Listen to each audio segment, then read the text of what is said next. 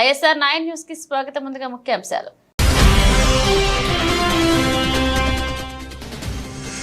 Sitarama project పనులను పరిశీలించిన మంత్రి పొంగిరెడ్డి శ్రీనివాసరెడ్డి.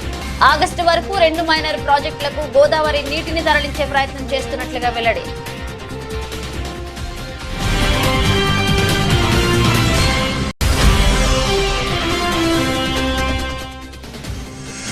ఏపీ సమస్యలపై లోక్సభలో గట్టిగా గళం వినిపించిన ఎంపీ లావు శ్రీకృష్ణదేవరాయలు. ఏపీ పునర్నిర్మాణానికి కేంద్రం తోడ్పాటు అందించాలన్న ఎంపీ.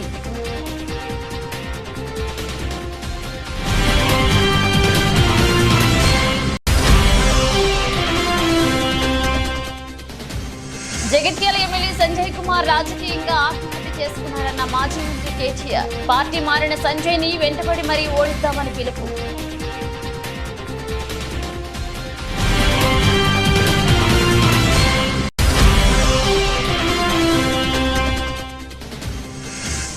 పోలీసులతో దురుసుగా మాట్లాడని ఏపీ మంత్రి రాంప్రసాద్ అర్థం.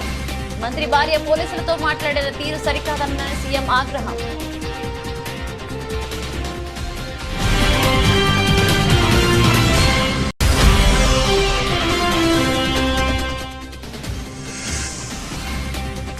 నిరుద్యోగుల సమస్యల పరిష్కారం కోసం ఉస్మానియా యూనివర్సిటీ జేఏసీ నేత మోతిలాల్ దీక్ష.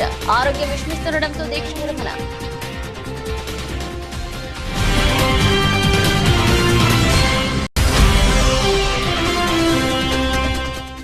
ఏకైక టెస్ట్ లో భారత మహిళా జట్టు ఘన విజయం. స్నేహరానా పేరిట అరుదైన రికార్డ్. ఒకే మ్యాచ్ లో 10 వికెట్లు తీసిన 2వ ఇండియన్ బౌలర్ గా స్నేహరానా.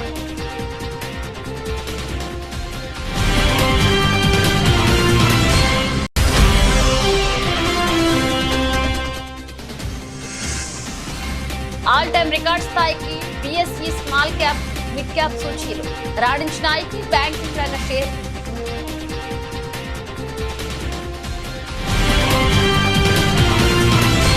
రీడిజైన్ పేరుతో గత బీఆర్ఎస్ ప్రభుత్వం ప్రజాధనాన్ని దుర్వినియోగం చేసిందని రెవెన్యూ శాఖ మంత్రి పొంగిరెడ్డి శ్రీనివాసరెడ్డి ఆరోపించారు. మహబూబాబాద్ జిల్లా డోర్నకల్ నియోజకవర్గ కేంద్రం వద్ద మున్నేరు ఆక్విడెక్ట్ ప్రాంతంలో జరుగుతున్న సీతారామ ప్రాజెక్టు పనులను పరిశీలించారు. వేల కోట్ల రూపాయలు ఖర్చు చేసిన 1 ఎకరానికి నీరు ఇవ్వని దౌర్భాగ్య పరిస్థితి నెలకొందని ఆరోపించారు. ఆనాడు దివంగత ముఖ్యమంత్రి వైఎస్ రాజశేఖర రెడ్డి చేపట్టిన జలయజ్ఞంలో భాగంగా ఇందిరా, రాజీవ్ సాగర్ ప్రాజెక్టు పేర్లను మార్చారని తెలిపారు. ప్రణాళికాబద్ధంగా పనులు చేపట్టకపోవడం వలన సాగునీటి సరఫరా జరిగే పరిస్థితి లేదన్నారు. ఆగస్టు వరకు ఖమ్మం జిల్లాలో 2 మైనర్ ప్రాజెక్టులకు గోదావరి నీటిని తరలించే ప్రయత్నం చేస్తున్నట్లుగా వివరించారు. ముఖ్యమంత్రి రేవంత్ రెడ్డి రైతాంగానికి సకాలంలో సాగునీరివ్వాలనే లక్ష్యంతో పనులు వేగవంతం చేయాలని ఆదేశించినట్లుగా పేర్కొన్నారు. ఇందిరమ్మ రాజ్యంలో అన్ని వర్గాల అభ్యున్నతికి పెద్దపీట వేస్తామని హామీ ఇచ్చారు పొంగిరెడ్డి శ్రీనివాసరెడ్డి. 9,000 కోట్లతో శాంక్షన్ చేశామని చెప్పారు.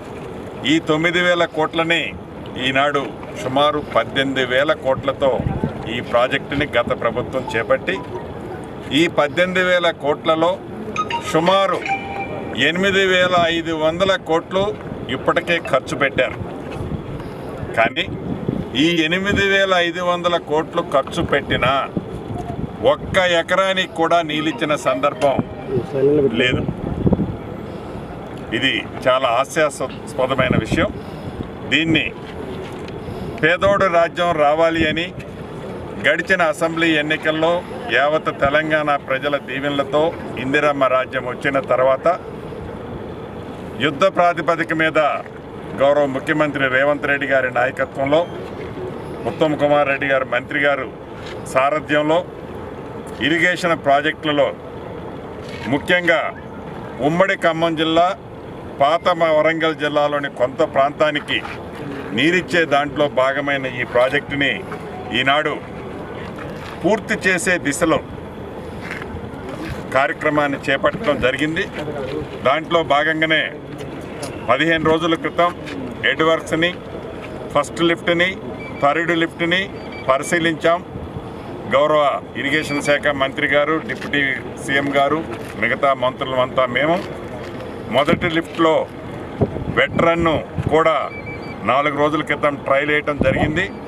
అంటే హెడ్ రీచ్లో కంప్లీట్ అయినా కూడా థైలాండ్ అయిన పాలేరు దాకా నీళ్లు రావాలి అంటే మధ్యలో కొన్ని ప్రాంతాలలో ఇప్పటికీ టెండర్లే ఫైనల్ చేయాలి మెయిన్ కెనాల్. దాన్ని కూడా ఈ ఇందిరమ్మ రాజ్యంలో ఆ గ్యాపులను కూడా టెండర్ల ప్రాసెస్ని యుద్ధ ప్రాతిపదిక మీద చేపడుతున్నాం. టీడీపీ ఎంపీ లావు శ్రీకృష్ణదేవరాయలు లోక్సభలో ఏపీ సమస్యలపై గళం వినిపించారు. ఏపీ పునర్నిర్మాణం జరుపుకుంటుందని ప్రధాని నరేంద్ర మోదీ కేంద్ర కేబినెట్ మరింత సహాయం చేయాల్సిన అవసరం ఉందన్నారు. ఏపీ పునర్నిర్మాణం అనేది అత్యంత ప్రాధాన్యత అంశమని లావు శ్రీకృష్ణదేవరాయలు స్పష్టం చేశారు. విశాఖ చెన్నై ఎకనామిక్ కారిడార్ ఏర్పాటుకు కేంద్రం తోడ్పాటు అందించాలన్నారు. ఈ ఎకనామిక్ కారిడార్ తో Visakha port, Kakinada port, Machilipatnam port, Krishnapatnam port అనుసంధానం చేయొచ్చన్నారు. ఈ కారిడార్ పూర్తయితే ఏపీకి భారీగా పెట్టుబడులు వస్తాయని, కొత్త పరిశ్రమలు వస్తాయన్నారు. ఈ ఎకనామిక్ కారిడార్ ద్వారా రాష్ట్రానికి తూర్పు ఆసియా దేశాలకు మధ్య అనుసంధానత ఏర్పడుతుందన్నారు. అటు ఏపీకి రైల్వే ప్రాజెక్టులు, విద్యా సంస్థల ఏర్పాటు, నిర్మాణం తదితర అంశాలలోనూ కేంద్రం నుంచి సహాయ సహకారాలు అందుతాయని ఆశిస్తున్నామంటూ లావు శ్రీకృష్ణదేవరాయలు తన ప్రసంగంలో పేర్కొన్నారు. Prime Minister and the other cabinet ministers to extend a helping hand in reconstruction and rebuilding of Andhra Pradesh. So I have used the word reconstruction and rebuilding. It's a very strong word because we are faced with two issues, sir. The first issue being, you all know, we have been talking about this for the last 5 years, and my senior colleagues have been talking about for the last 10 years about revenue deficit that Andhra Pradesh is facing for the last 10 years, sir. We are struggling with this, so I request the Finance Ministry to actually release the revenue deficit. Whatever we are facing, the gap that we have, that is supposed to be released almost 7 to 8 years back, we expect them to release it, sir. And also the second problem that we are actually facing is with respect to the debt that we are facing to the tune of 13.5 lakh crores, sir. If the debt is taken to actually add infrastructure, it's no problem, sir. But the problem is in Andhra Pradesh, mainly in the last 5 years, this debt has been taken and no new infrastructure has been added to the state of Andhra Pradesh. So that is what is the problem that we are facing right now, sir. So I expect the Honorable Prime Minister and also the ministers who are sitting here to actually address these problems, sir. Starting with, sir, I request the Jal Shakti Ministry, sir, to actually look at the national project that is Polavaram, sir. It is being lying in the limbo for the last 5 years, sir. No progress has been made. I thank Jal Shakti Ministry for sending a new team so that they can inspect and assess the situation on ground, sir. But we want it to be expedited because this is a project that can give irrigation water to almost 4.3 lakh hectares in the state, sir, and also provide drinking water to almost 28.5 lakh houses also, sir, and also 960 megawatt of hydel power also can be created through this, sir. So we want, this is a national project that is being lying in the limbo for the last 5 years. So we want this project to be expedited, sir. Jagtial MLA Sanjay Kumar రాజకీయంగా ఆత్మహత్య చేసుకున్నారని, కానీ ఇక్కడి కార్యకర్తలకు తామండగా ఉంటామని BRS working president KCR అన్నారు. జగిత్యాలలో తాను గల్లీ గల్లీ తిరుగుతానని హామీ ఇచ్చారు. కవితక్క కూడా వస్తారని అండగా ఉంటారన్నారు. జగిత్యాల జిల్లా కేంద్రంలో నిర్వహించిన జిల్లా బీఆర్ఎస్ పార్టీ సమావేశంలో కేసీఆర్ మాట్లాడుతూ రాజకీయాల్లో హత్యలు ఉండవని, ఆత్మహత్యలే ఉంటాయన్నారు. పార్టీ మారిన ఎమ్మెల్యే సంజయ్ ని వెంటపడి మరీ ఓడిద్దామని పిలుపునిచ్చారు. ఆయన బండ కట్టుకుని బావిలో దూకాడని, కానీ మనం ధైర్యంగా ముందుకు సాగుతామని కార్యకర్తలకు సూచించారు కేటీఆర్. పెద్దలు ఎప్పుడొకటి చెప్తారు, రాజకీయాల్లో హత్యలు ఉండవు, ఆత్మహత్యలే ఉంటాయి. మీ జగిత్యాల ఎమ్మెల్యే ఆత్మహత్య చేసుకున్నాడు, బావిలో దుంకిడు బండ కట్టుకొని. ఆయన జావని మనం ధైర్యంగా నిలబడదాం. లోకల్ బాడీ ఎన్నికల్లో మీ కండగా మేమందరం ఉంటాం. నేను జగిత్యాలలో తప్పకుండా గల్లీ గల్లీ తిరుగుతా, కవితక్క కూడా వస్తది, తప్పకుండా తిరుగుతుంది, తప్పకుండా మీ అందరు కండగా ఉంటామని చెప్పి కూడా తెలియజేస్తూ, ఎట్లనైతే కష్టపడి ఎమ్మెల్యేని గెలిపించినామో అంతకంటే డబల్ కష్టం చేద్దాం.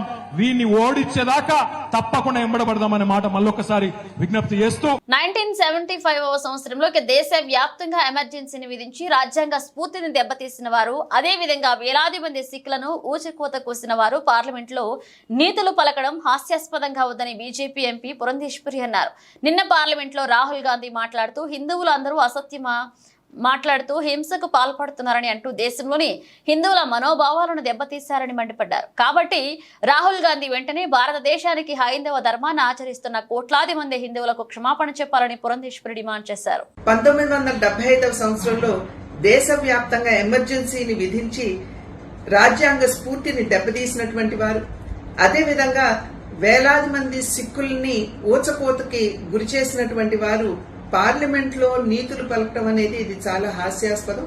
నిన్న రాహుల్ గాంధీ గారు పార్లమెంట్ లో నిలబడి హిందువులందరూ కూడా అసత్యాలు పలుకుతారని, అదేవిధంగా వారు హింసకి పాల్పడతారని మరి వారు చెప్పడం అనేది దేశంలో హిందూ ధర్మాన్ని ఆచరిస్తున్నటువంటి కోట్లాది మంది మనోభావాల్ని వారు దెబ్బతీయటమే. కనుక రాహుల్ గాంధీ గారు వెంటనే భారతదేశానికి అదేవిధంగా హైందవ ధర్మాన్ని ఆచరిస్తున్నటువంటి హిందువులందరికీ కూడా వారు వెంటనే క్షమాపణ చెప్పాలి. కంటోన్మెంట్ ను జెహెచ్ఎంసీలో విలీనం ప్రక్రియ బీఆర్ఎస్ ప్రభుత్వ హయాంలో జరిగితే సిగ్గు లేకుండా కాంగ్రెస్ తన ఖాతాలో వేసుకునే ప్రయత్నం చేస్తుందని బీఆర్ఎస్ నేత కృషాంక్ అన్నారు. ఈ విషయమై ఆయన మీడియాతో మాట్లాడారు. ఆల్రెడీ పాలాభిషేకాలు మొదలు పెట్టుకున్నారు. కంటోన్మెంట్ మర్జర్ విషయంలో రేవంత్ రెడ్డి గారే నరేంద్ర మోదీ గారిని ఒప్పించి కంటోన్మెంట్ రాష్ట్ర ప్రభుత్వం మున్సిపాలిటీలో మర్జ్ అయ్యే విషయంగా వాటిని విలీనం చేసే నిర్ణయం కూడా రేవంత్ రెడ్డి గారే తీసుకున్నారని. ఇది 4 జనవరి 2023 కేసీఆర్ గారి ప్రభుత్వంలో కంటోన్మెంట్ బోర్డు విలీనం కోసం వేసిన కమిటీలో 8 సభ్యులతోని చేసిన కమిటీలో అందులో గత ప్రభుత్వం కేసీఆర్ గారి ప్రభుత్వంలో MAUD శాఖ సెక్రటరీని అంటే కేటీఆర్ గారు మంత్రిగా ఉన్నప్పుడు ఆ శాఖకు సంబంధించిన కార్యదర్శిని కూడా ఈ కమిటీలో వేశారు. ఇందులో చాలా స్పష్టంగా ఉన్నది. 23 మే 2022లోనే అప్పటి ముఖ్యమంత్రి కేసీఆర్ గారు కంటోన్మెంట్ బోర్డును రాష్ట్ర ప్రభుత్వంలో విలీనం చేయాలి అని సూత్రప్రాయంగా ఒప్పుకున్నట్టు కేంద్ర ప్రభుత్వానికి రాసించినట్టు ఈ లేఖలో ఉన్నది. కానీ రేవంత్ రెడ్డి గారు కాంగ్రెస్ ఖాతాలకు వేసుకుంటున్నది. పాలాభిషేకాలు మొత్తం మేమే చేసుకుని వచ్చినాం. విచిత్రం ఏంటంటే దేశవ్యాప్తంగా తీసుకున్న నిర్ణయం అది.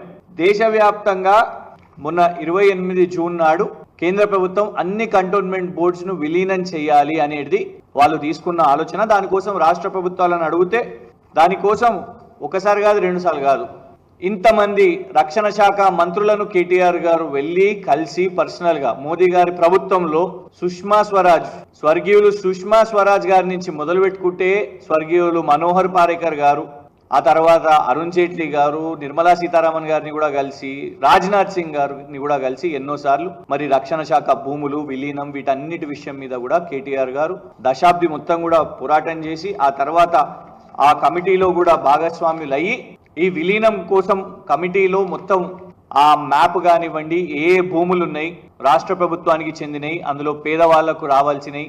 మరి రేవంత్ రెడ్డి గారి పాత్ర ఏంటిది?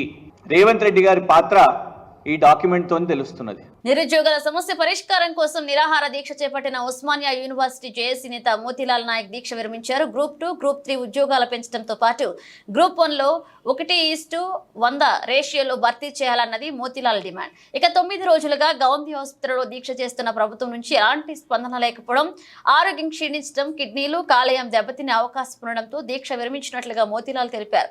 ఈ సందర్భంగా ఆయన మాట్లాడుతూ ప్రత్యేక రాష్ట్రం సిద్ధించిన నిరుద్యోగుల సమస్య మాత్రం పరిష్కారం కాలేదని ఆవేదన చెందారు. సమస్యలు పరిష్కారం అయ్యే వరకు పోరాడతామని, రేపటి నుంచి పోరాటాన్ని మరింత ఉధృతం చేస్తామని తెలిపారు. గ్రూప్ 1 1:100 చేయాలి, గ్రూప్ 2 2000 పోస్టులు పెంచాలి, గ్రూప్ 3 3000 పోస్టులు పెంచాలి, డిఎస్సి పోస్ట్ పోన్ చేయాలి, మెగా డిఎస్సి 25,000 నోటిఫికేషన్ చేయాలి. వాళ్ళు 2 లక్షల ఉద్యోగాలు అన్నారు. మేము 2 లక్షల ఉద్యోగాలు అడగలేదు. 30,000 నేను మాట్లాడిన దాని ప్రకారంగా అవి 30,000 ఉద్యోగాలు కూడా లేవు. మరి 30,000 ఉద్యోగాలు కూడా నువ్వు వచ్చిన సంవత్సరంలో 2 లక్షలు ఇస్తా ఉన్నప్పుడు 30,000 ఉద్యోగాలు కూడా నువ్వు ఇవ్వకపోతే నేను నిరుద్యోగులకు ఏం అండగా నిలబడినట్టు? జాబ్ క్యాలెండర్ ఎవరు అడగట్లే.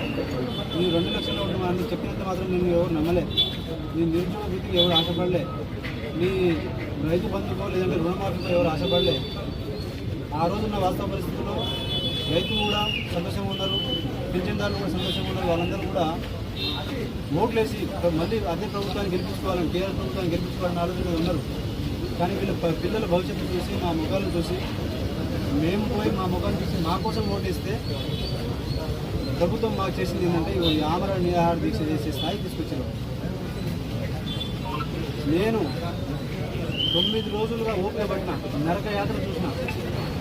రేపటి నుంచి ఒక్కొక్క గడియ ప్రభుత్వానికి మేము చేసే పోరాటం ఎట్లా ఉంటుందో నేను చేసి చూపిస్తాను. మిగతా మీరు మద్దతు ఇచ్చిన ప్రతి ఒక్కరికి కూడా నేను ఇప్పుడు ఈ ప్రెస్ మీట్ అయిన తర్వాత వాళ్ళందరినీ కలుసుకుంటూ వాళ్ళ యొక్క రేపు మేము నిరుద్యోగం చేయబోయే రేపటి నుంచి ఇప్పుడు దాకా తినకుండా చేసినా, తాగకుండా చేసినా, రేపు తింటూ తాగుతూ చేస్తే రేపు ఈ ప్రభుత్వం ఏ విధంగా మమ్మల్ని అడ్డుకుంటుందో, మీరు వాళ్ళు ఏ విధంగా మమ్మల్ని అడ్డుపడతారో మీరు వాళ్ళ విజ్ఞతకి వదిలేస్తా. వాళ్ళు ఏపీ రవాణా శాఖ మంత్రి మండిపల్లె రాంప్రసాద్ రెడ్డి భార్య హరితారెడ్డి పోలీసులతో వ్యవహరించిన తీరు, ఆమె మాట్లాడిన విధానం సర్వత్రా విమర్శలకు దారితీసింది.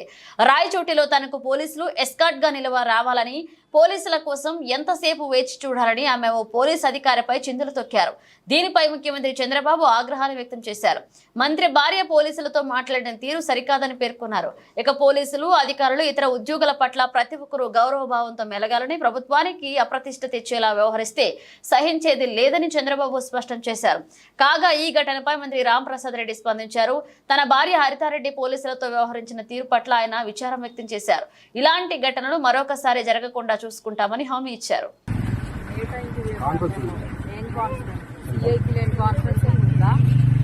వచ్చాననుకున్నావా? డ్యూటీలో రావాలని చెప్పి యూనిఫామ్ కూడా లేదా మీకు? దేనికి సారీ? ఏంటి పొరపాటు? గవర్నమెంటే కదా ఇస్తుండే జీతము, వైసీపీ వాళ్ళు ఏమైనా ఇచ్చారా? మరి డ్యూటీ చేస్తున్నారా లేకపోతే ఏమన్నా? మీకోసం అర్ధగంట నుంచి వెయిట్ చేస్తాము. బాగుంది ఇప్పుడు ప్రోగ్రామ్ అంతా. మీరు వస్తున్నారా ఎట్లా? కదా మీ వెహికల్లో క్యాన్వాస్ స్టార్ట్ చేయండి. మరి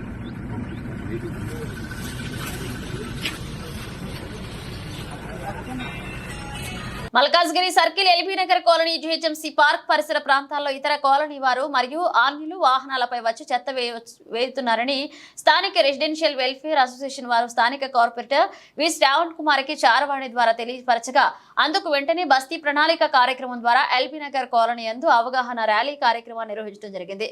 ఈ కార్యక్రమంలో స్థానిక కార్పొరేటర్ శ్రావణ్ కుమార్ మాట్లాడుతూ, పరిసరాల పరిశుభ్రత ప్రతి ఒక్కరికి బాధ్యత అని, జీహెచ్ఎంసీ వారు ఏర్పాటు చేసిన స్వచ్ఛ ఆటోను ఉపయోగించుకోవాలని, అలాగే స్వచ్ఛ ఆటో టిప్పర్ కు మాత్రమే చెత్త ఇవ్వాలని, అందుకు స్వచ్ఛ ఆటో టిప్పర్ వారికి 100 రూపాయలు ప్రతి నెల ఇవ్వాలని తెలిపారు. ఇక స్వచ్ఛ ఆటో టిప్పర్ వారు దూర ప్రాంతాలకు వెళ్లినట్లయితే ఇక ఇతరులచే వారి ఆటో సేవలు అందించినట్లుగా ఏర్పాటు చేసుకోవాలని ఆటో టిప్పర్ వారికి తెలియజేశారు. Pollution kills. Pollution kills. Pollution kills. Pollution kills. Say no to garbage. Say no to garbage. Keep the city clean and green. ఆపరేషన్లు, రకరకాల రోగాలు. 100 సంవత్సరాలు బతికినోడు 60 సంవత్సరాలు పక్కా రేపు పొద్దున వచ్చిన తర్వాత మేము ఈ పని చేస్తామని చెప్పి మీ సార్కి రాసి అడతా. ఒక బాక్స్ పెట్టి నాకోసం కాదు చెప్పట్లేదు, వాళ్ళకే చెప్పట్లేదు. ఎందుకంటే వాళ్ళు ఈ పని చేస్తున్నారు, మనకి హెల్ప్ చేస్తున్నారు పిల్లలు. మీరందరూ కావాలంటే నాకు వాట్సాప్ చేసినా సరే సార్కి ఒక డబ్బాలో చిట్టీలు రాసి we have done this job, I'm proud to say I have done this job అని పెట్టారు. 4 ఫ్రెండ్స్ పోండి ప్లీజ్ అంటే, మీకు చెత్తనే ఓన్లీ వేయండి దయచేసి, బయట వేయకండి. ఒక రోజు మీరే క్లీన్ చేయండి. ఒకవేళ బై మిస్టేక్ వాళ్ళు తీసారనుకో, మీరు తీసి వాళ్ళ కవర్లో ఒక చెత్త సైడ్కి పెట్టండి. తీస్తే వాళ్ళకి కూడా తెలుస్తుంది. 2 సార్లు చేయండి, ఒకసారి చేయండి, 2 సార్లు చేయండి. మహాత్మా గాంధీ ఏం చేసిండు? ఒక చెంప మీద కొడితే ఇంకో చెంప చూపించి, అట్లనే వాళ్ళు చెత్త వేస్తే మీరు క్లీన్ చేయండి, చెత్త వేస్తే క్లీన్ చేయండి. 3వ కన్నా మారుతారు కదా, మారకపోతే వాళ్ళు మనుషులు కాదని అర్థం, పశువులు అని అర్థం. మనం ఎందుకు వీళ్ళు ఉన్నారు, వీళ్ళు హెల్ప్ చేస్తారు, వీళ్ళు చేసి పెడతారు, వీళ్ళు మీకు తోడుకుంటారు. రాత్రి సార్ ఒక్క ఫోన్ చేయగానే ఉదయం విధంగా అరేంజ్ చేశారు. మీకు అతను చెప్పండి, నేను హెల్ప్ చేసి పెట్టిస్తా. క్లీన్ చేసేటోళ్ళు, బోర్ వేసేటోళ్ళు అట్లా నేను చేసి పెట్టిస్తా. కానీ మనం కూడా కొంచెం ఇనిషియేటివ్ తీసుకొని మన ఊరే బాగుంటుంది, మన పిల్లలే బాగుంటారు. అందుకే నేను ఇప్పుడు ఏదైనా సరే పబ్లిక్ ప్రైవేట్ పార్ట్నర్షిప్ అనే ఒకటి ఉంటుంది. పీపీపీ మోడల్ మెట్రోలు అట్లనే కడతారు బేసికలీ. అట్లనే ఇది కూడా అంతే, పీపీపీ మోడల్. ఇవన్నీ కూడా పబ్లిక్ అంటే మన పాలన కూడా అంతే, ప్రజల భాగస్వామ్యం లేదే ఏది కూడా సక్సెస్ఫుల్ కావు. కొండమంజలూరు గ్రామంలో లబ్ధిదారులు ఇంటింటికి వెళ్లి స్వయంగా పింఛను పంపిణీ చేశారు. విద్యుత్ శాఖ మంత్రి గొట్టిపాటి రవికుమార్ ఈ సందర్భంగా మాట్లాడుతూ, భారతదేశంలో అత్యంత ఎక్కువ నగదును పెన్షన్ అందిస్తున్న ఏకైక రాష్ట్రంగా ఆంధ్రప్రదేశ్ రికార్డు సృష్టించిందన్నారు. సామాజిక పెన్షన్ పెంపుతో రాష్ట్ర చరిత్రలో చంద్రబాబు నాయుడు నిలిచారన్నారు. ఎన్నికల ముందు చంద్రబాబు ప్రజలకిచ్చిన హామీలలో భాగంగా ఒక్కసారి 1000 రూపాయలు పెంచి ఇవ్వడమే కాక, ఇచ్చిన హామీ ప్రకారం ఏప్రిల్, మే, జూన్ 3 నెలలకు సంబంధించి 3000 రూపాయలు కలిపి మొత్తం 7000 రూపాయల లబ్ధిదారులకు పంపిణీ చేసి మాట నిలుపుకున్నారన్నారు. చెప్పినట్లు 3000 రూపాయల పెన్షన్ 4000 చేస్తామని చెప్పి, అదేవిధంగా ఏప్రిల్, మే, జూన్ నెలతో కూడా కల్పిస్తామని చెప్పడం జరిగింది. అదేవిధంగా చాలా పెద్ద ఎత్తున ఇవాళ సెక్రటరియట్ ఎంప్లాయీస్ ద్వారా ప్రతి ఒక్కరు ఇంటికి పోయి పెన్షన్ ఇవ్వాలని ఈ ప్రభుత్వం నిర్ణయించుకుంది. అందుకనే ఇవాళ పొద్దున్న 6 దగ్గర నుంచి సాయంత్రం లోపల అందరూ కూడా పెన్షన్ ఇంటికి తీసుకొచ్చి ఇవ్వాలి అనేది ఈ ప్రభుత్వ లక్ష్యం అన్నమాట. దాదాపు ఆంధ్ర రాష్ట్రంలో 65 లక్షల పెన్షన్ల పైన ఇవాళ ఇంటింటికి తీసుకెళ్లి డిస్ట్రిబ్యూట్ చేయడం జరిగింది. అదేవిధంగా బాపట్ల జిల్లా పార్లమెంటు, బాపట్ల జిల్లా పరిధిలో అయితే దాదాపు చాలా పెద్ద ఎత్తున పెన్షన్స్ ఇవ్వడం జరిగింది. మన కాన్స్టిట్యున్సీలో కూడా 42,000 ఇచ్చాం. బాపట్ల పార్లమెంట్లో, బాపట్ల జిల్లాలో అయితే 2,33,000 పెన్షన్స్ ఇచ్చాం అనమాట. మీ అందరూ తెలియదు కానీ ఇప్పుడే ఒక ఇద్దరు వికలాంగులకైతే మనం పెన్షన్ ఇవ్వడం జరిగింది. బాగా డిజైబుల్డ్ అనమాట. కుర్చీలో నుంచి మంచంలో నుంచి లేవలేకపోతూ ఉన్నారు. గతంలో 5,000 ఇచ్చేవాళ్ళు, ఇప్పుడు 15,000 ఇవ్వడం జరిగింది. అట్లానే వికలాంగులకు 3,000 ఉన్న పెన్షన్ని ఈ ప్రభుత్వం అధికారంలోకి వచ్చిన తర్వాత చంద్రబాబు గారి నాయకత్వంలో 6,000 పెన్షన్ ఇవ్వడం జరిగింది. మిగతా వాళ్ళందరూ కూడా దాదాపు 3,000 పెన్షన్ 4,000 చేయడం జరిగింది అనమాట. అట్లానే దాదాపు 11 నుంచి 12 రకాల పెన్షన్స్ అన్నిటిని కూడా వివిధ రకాలుగా పెంచడం జరిగింది. తప్పకుండా ఈ ప్రభుత్వం ఏదైతే మాట చెప్పిందో ఆ మాటను కట్టుబడి ఇవాళ పెన్షన్స్ ఇచ్చాం. గతంలో కూడా మీ అందరూ చూస్తూ ఉంటారు. హిస్టరీ చూసినప్పుడైతే గతంలో 200 పెన్షన్ని 1,000 రూపాయలు చేశాం. 1,000 రూపాయల పెన్షన్ని మళ్ళీ 2019 జనవరి నుంచి 2,000 చేయడం జరిగింది అనమాట. తర్వాత తెలుగుదేశం ప్రభుత్వం అధికారం కోల్పోయిన తర్వాత జగన్మోహన్ రెడ్డి 3,000 పెన్షన్ ఇస్తానని చెప్పి కేవలం 3,000 పెన్షన్ ఇవ్వడం కోసం ఆయనకు 5 సంవత్సరాలు పట్టింది. కానీ ఈ ప్రభుత్వం అధికారంలోకి వచ్చిన తర్వాత ఏదైతే మాట చెప్పామో ఆ రోజు ఒకేసారి ఇస్తామని చెప్పాము. ఒకేసారి ఈటింగ్ కాకుండా ఏప్రిల్, మే, జూన్ నెలల్లో సంబంధించి కూడా పెన్షన్ కూడా కల్పిస్తామని చెప్పాము. అందుకని వాళ్ళ 3,000తో పాటు మిగతాది 1,000 రూపాయలు పెంచింది కానీ మిగతా బాకీ కానీ 3,000 కానీ మొత్తం కూడా 7,000 రూపాయలని ప్రతి ఒక్కరికి కూడా ఇవాళ ఇవ్వడం జరిగింది. 65 లక్షల పైన జనాభాకి ఇవ్వడం జరిగింది. హన్మకొండ జిల్లా కాంగ్రెస్ పార్టీ కార్యాలయంలో నేడు ఏర్పాటు చేసిన పత్రికా విలేకరుల సమావేశం నిర్వహించడం జరిగింది. ఈ సందర్భంగా జిల్లా గ్రంథాలయ సంస్థ మాజీ చైర్మన్ మహమ్మద్ ఆజీజ్ ఖాన్ మాట్లాడుతూ హన్మకొండ జిల్లా అభివృద్ధిపై మొన్న ముఖ్యమంత్రి సమీక్ష నిర్వహించారు. గత ప్రభుత్వంలో ముఖ్యమంత్రి సమీక్షలు హైదరాబాద్ పరిమితం చేసేవారు, లేకుంటే తన ఫామ్ హౌస్ కి పరిమితం చేసేవారు. కానీ ముఖ్యమంత్రి రేవంత్ రెడ్డి ప్రజల వద్దకే పోవాలి, అక్కడ సమస్యలు అక్కడ ఉండి తెలుసుకోవాలనే ఉద్దేశంతో అధికారులతో హన్మకొండకు రావడం జరిగింది. రానున్న రోజుల్లో అభివృద్ధి ఏ విధంగా చేయాలనే అంశంపై సమీక్ష సమావేశాన్ని నిర్వహించడం జరిగింది. అది తట్టుకోలేకే బీఆర్ఎస్ పార్టీ నాయకులు, అభివృద్ధి నిరోధకులు తమ స్వంత ప్రయోజనాల కోసం నేతల ముప్పు పొందడం కోసం ఇష్టం వచ్చినట్లుగా మాట్లాడుతున్నారని అన్నారు. ముఖ్యమంత్రి వర్యులు, మాజీ ముఖ్యమంత్రులు కేసీఆర్ గారు సమీక్షలు హైదరాబాద్కే పరిమితం చేసేవారు, ఎర్రవెల్లి ఫామ్ హౌస్కే పరిమితం చేసేవారు. అలా కాకుండా ప్రజల వద్దకే పోవాలి, జిల్లాకి పోవాలి, అక్కడి అధికారులతో మాట్లాడాలి, అక్కడి సాధక తెలుసుకోవాలి, అక్కడ సమీక్షించి డెవలప్మెంట్ విషయంలో వారికి సూచనలు ఇవ్వాలని చెప్పి ఒక బృహత్త కార్యక్రమం తీసుకొని వరంగల్కి రావడం జరిగింది. ఆ సమీక్ష సమావేశానంతరం సమీక్షలో కొన్ని ఇనాగ్రేషన్స్, కొన్ని ఇన్స్పెక్షన్స్, తర్వాత కలెక్టరేట్ ఆఫీసర్స్ అందరినీ అప్రమత్తం చేయడం, రానున్న రోజుల్లో అభివృద్ధి ఎలా జరగాలి అనే విషయంలో కట్టబెట్టుకుని నడిపించే ప్రయత్నం, తర్వాత ఇన్ఛార్జ్ మినిస్టర్లు 20 రోజులకు ఒకసారి సమీక్ష అభివృద్ధి ప్రయత్నం చేయాలని ఒక ఆలోచనతో ఒక విప్లవాత్మక నిర్ణయం తీసుకొని ఇక్కడ ఒక సమీక్ష చేయడం జరిగింది.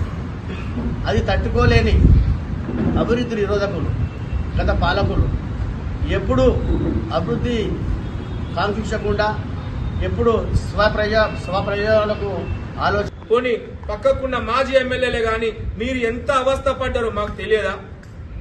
ప్రజాపాలన అంటే రేవంత్ రెడ్డి గారి కాంగ్రెస్ ప్రభుత్వం ప్రజాపాలన. నిన్న జరిగిన సీఎం గారి మీటింగ్ లో, అంతకుముందు సీఎం గారు వచ్చినప్పుడు ఎంతమంది ప్రజలను దిగ్భ్రాంతులు గురి చేసి పర్యటన చేయలేదా? ప్రజల్లో కార్యక్రమంలో భాగంగా సీఎం గారు రూట్ ఉంటే తొలిసారి మన వరంగల్కి వస్తుండు, తొలిసారి నగర్కి వస్తుండు, తొలిసారి మరి మన అండర్ డ్రైనేజ్ సిస్టమ్ 6,000 కోట్లతోటి ప్రణాళిక చేస్తుంటే హర్షం వ్యక్తం చేసి, ఆనందం వ్యక్తం చేసి, ఒక పౌరునిగా వరంగల్ నగరపడ మేము చేయలేని కార్యక్రమము మరి కొత్తగా గెలిచిన ఎమ్మెల్యే గారు చేస్తున్నారని మీరు వారి కృతజ్ఞత చెప్పుకుంటూ చెప్పాల్సింది పోయి, కాంగ్రెస్ పార్టీలో ప్రతి ఒక్కరూ పార్టీలోకి వస్తున్నారని, వాళ్ళ రంగంతా బయటపడ్డదని ఓర్వలేక చిలక పలుకులు పలుకుతున్నారు. చెన్నై చెపాక్ వేదికగా దక్షిణాఫ్రికాతో జరిగిన ఏకైక టెస్ట్ మ్యాచ్ లో భారత మహిళా జట్టు ఘన విజయం సాధించింది. టీమిండియా తమ మొదటి ఇన్నింగ్స్ లో 603 పరుగుల భారీ స్కోర్ చేయగా, సౌత్ ఆఫ్రికా తన తొలి ఇన్నింగ్స్ లో కేవలం 266 పరుగులకే కుప్పకూలింది. దీంతో ఫాల్ ఆన్ ఆడుతూ రెండో ఇన్నింగ్స్ మొదటిలెట్టింది. రెండో ఇన్నింగ్స్ లో 373 రన్స్ కు ఆల్అౌట్ అయింది. భారత్ ముందు 37 పరుగుల స్వల్ప లక్ష్యాన్ని ఉంచింది. ఈ టార్గెట్ భారత వికెట్లేమీ కోల్పోకుండా 9.2 ఓవర్లలోనే ఛేదించింది. ఇక ఈ మ్యాచ్ లో భారత స్పిన్నర్ స్నేహ్ రాణా అరుదైన రికార్డును తన పేరిట లిఖించుకున్నారు. ఇక ఒకే మ్యాచ్ లో 10 వికెట్లు పడగొట్టిన రెండో ఇండియన్ బౌలర్ గా చరిత్ర సృష్టించింది. తొలి ఇన్నింగ్స్ లో 8 వికెట్లు పడగొట్టి దక్షిణాఫ్రికాను కుప్పకూల్చిన స్నేహ్ రాణా రెండో ఇన్నింగ్స్ లోనూ కీలకమైన 2 వికెట్లు తీసింది. ఈ మ్యాచ్ లో ఓవరాల్ గా ఆమె 10 వికెట్లు తీసింది. ఇక ఆమె కంటే ముందు ఈ జాబితాలో మహిళా క్రికెట్ దిగ్గజం జులాన్ గోస్వామి ఉంది. 2006లో ఇంగ్లాండ్ తో జరిగిన టెస్ట్ మ్యాచ్ లో ఆమె 10 వికెట్లు పడగొట్టింది. అయితే ఈ ఫీట్ సాధించిన తొలి మహిళా స్పిన్నర్ మాత్రం స్నేహ్ రాణానే. టీ20 ప్రపంచ కప్ గెలిచిన భారత జట్టు హారికేన్ బెరిల్ కారణంగా బార్బాడోస్ లోనే చిక్కుకుపోయిన విషయం తెలిసిందే. అయితే తాజా సమాచారం ప్రకారం భారత జట్టు రేపు స్వదేశానికి తిరిగి రానుంది. టీమిండియా ఆటగాళ్లు సిబ్బంది కోసం బీసీసీఐ ప్రత్యేక విమానం ఏర్పాటు చేసినట్లుగా అధికారిక వర్గాల సమాచారం. ఇవాళ సాయంత్రం 6 గంటలకు అక్కడి నుంచి విమానం బయలుదేరనుంది. రేపు ఉదయం 7:45 గంటలకు ఢిల్లీకి చేరుకోవచ్చని తెలుస్తుంది. కాగా ప్రస్తుతం హారికేన్ ప్రభావంతో అక్కడ కర్ఫ్యూ విధించగా ఎయిర్పోర్ట్ ను మూసివేశారు. అయితే బార్బోడోస్ ప్రధానమంత్రి మేడమియా మోట్లీ విమానాశ్రయాలు త్వరలో పనిచేస్తాయని హామీ ఇచ్చారు. ఇక దాంతో భారత క్రికెట్ బోర్డు ఆటగాళ్లను తరలించేందుకు ప్రత్యేక విమానం ఏర్పాటు చేసింది. దేశీయ స్టాక్ మార్కెట్ లో బుల్ జైత్రయాత్ర కొనసాగుతుంది. ఆసియా, ఐరోపా మార్కెట్ల సానుకూల సంకేతాలతో ఐటీ, బ్యాంకింగ్ రంగ షేర్లలో కొనుగోళ్లు పుంజుకోవడంతో భారత ఈక్విటీ సూచీలు సోమవారం సరికొత్త ఉన్నత శిఖరాలను అధిరోహించాయి. సెన్సెక్స్ ఒక దశలో 528.27 పాయింట్లు ఎగబాకి 79,561 వద్ద ఆల్ టైమ్ ఇంట్రాడే రికార్డును నమోదు చేసింది. చివరికి 443.46 పాయింట్ల లాభంతో 79,476.19 వద్ద స్థిరపడింది. ఇక సూచీకి ఇది సరికొత్త జీవితకాల గరిష్ట ముగింపు కూడా. నిఫ్టీ సైతం 131.35 పాయింట్ల వృద్ధితో సరికొత్త ఆల్ టైమ్ గరిష్ట స్థాయి 24,141.95 వద్ద ముగిసింది. అమెరికాలో ద్రవ్యోల్బణం తగ్గుముఖం పట్టడంతో ఆ దేశ సెంట్రల్ బ్యాంక్ ఫెడరల్ రిజర్వ్ ఈ సెప్టెంబర్లోనే ప్రామాణిక వడ్డీ రేట్ల తగ్గింపునకు శ్రీకారం చుట్టవచ్చన్న ఆశలు ప్రపంచ మార్కెట్లో ట్రేడింగ్ సెంటిమెంట్ ను మెరుగుపరిచాయని విశ్లేషకులు పేర్కొన్నారు. ముగించే ముందు హెడ్లైన్స్ మరోసారి. సీతారామ ప్రాజెక్టు పనులను పరిశీలించిన మంత్రి పొంగిరెడ్డి శ్రీనివాసరెడ్డి. ఆగస్టు వరకు 2 మైనర్ ప్రాజెక్టులకు గోదావరి నీటిని తరలించే ప్రయత్నం చేస్తున్నట్లుగా వెల్లడి.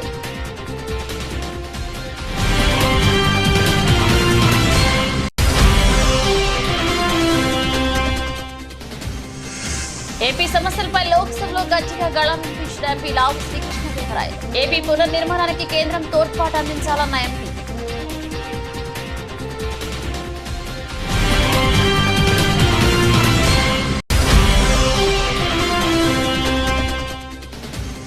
జగిత్యాల ఎమ్మెల్యే సంజయ్ కుమార్ రాజకీయంగా ఆత్మహత్య చేసుకున్నారన్న మాజీ మంత్రి కేటీఆర్. పార్టీ మారిన సంజయ్ ని వెంటబడి మరీ ఓడిద్దామని పిలుపు.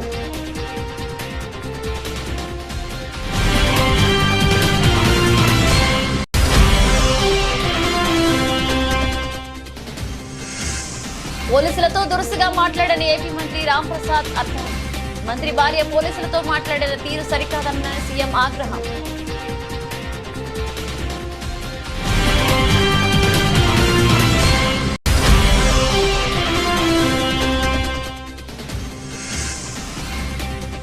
నిరుద్యోగుల సమస్యల పరిష్కారం కోసం ఉస్మానియా యూనివర్సిటీ జేఎస్ నేత మోతిలాల్ దీక్ష. ఆరోగ్యం విషమిస్తుండటంతో దీక్ష విరమణ.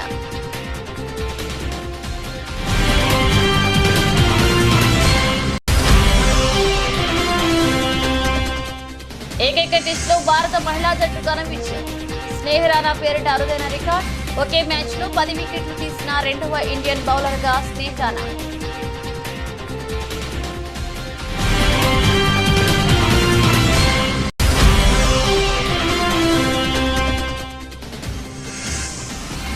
ఆల్ టైమ్ రికార్డ్ స్థాయికి BSE small cap, mid cap సూచీలు రాణించిన ఐటీ, బ్యాంకింగ్ రంగ షేర్.